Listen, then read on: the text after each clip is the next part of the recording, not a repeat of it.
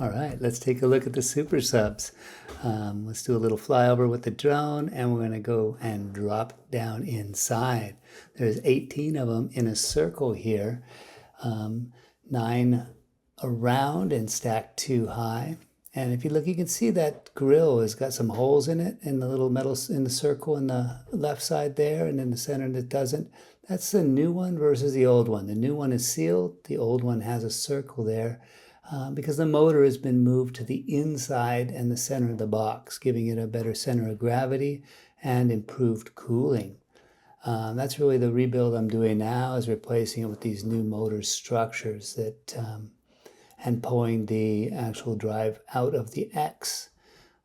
Here we can see them spinning around. You can see there's 9 of each, 9 olds and 9 news.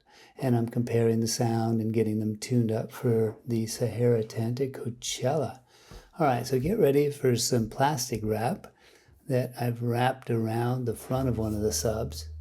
Up in the upper left corner, you can see the frequency generator.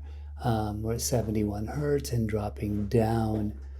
And you can see the energy. I was trying to find a way for us to be able to see the sound being radiated and the amount of air that's moving with these subs.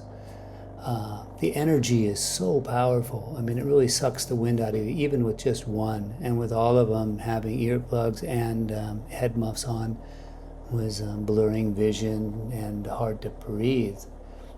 Here we are at 34 hertz, and we're really getting that plastic moving. The power of this, holding on to the plastic to try and hold it tight, was extremely difficult. I did that in another video. And I'll do a few more videos covering other subjects and other angles to this. There we are at 20 hertz. So you can see how this has got significant output all the way down, and we're at 15. Okay, so here's just kind of a picture of the ring of subs opened up and a little bit above. And there I am with the SuperSub, the power of the X. Cool, cool.